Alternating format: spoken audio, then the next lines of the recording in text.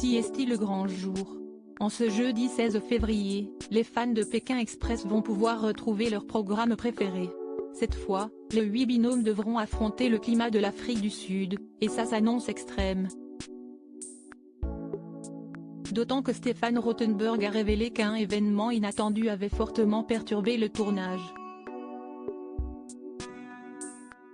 CST à partir de 21h10 ce soir, sur M6, le grand retour de Pékin Express. De la Bolivie au Brésil, en passant par le Paraguay, les 8 binômes sélectionnés vont vivre de nouvelles aventures, en donnant tout pour arriver jusqu'à une finale. Cette année, dans le jeu présenté par Stéphane Rothenberg, les conditions de tournage ont été plus que jamais compliquées. On est arrivé à 4000 mètres d'altitude à La Paz en hiver. Il faisait froid.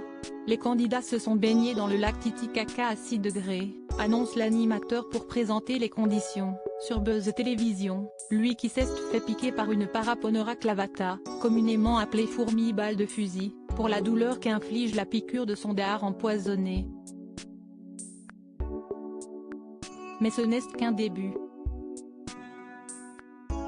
Il explique également que tous les candidats étaient équipés d'une bonbonne à oxygène, au cas où, on avait tout ça dans la voiture au cas où, car on avait souvent mal au crâne.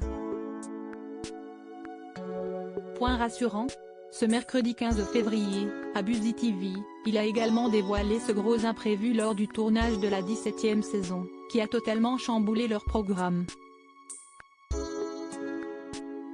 Les caméras ne pouvaient pas fonctionner dans les premiers épisodes de la nouvelle saison, les équipes commencent leur parcours en Bolivie.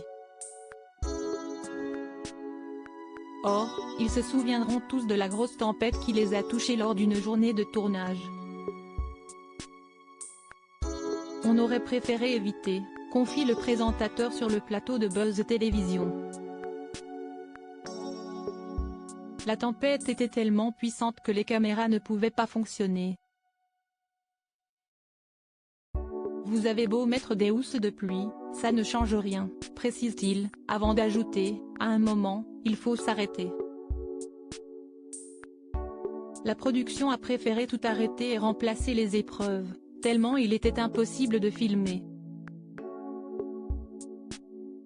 Même si un repérage est effectué depuis Paris, puis 2 ou 3 personnes sont envoyées sur place pendant 20, 30, 40, 50 jours pour perfectionner la route, tous les problèmes ne peuvent pas être décelés.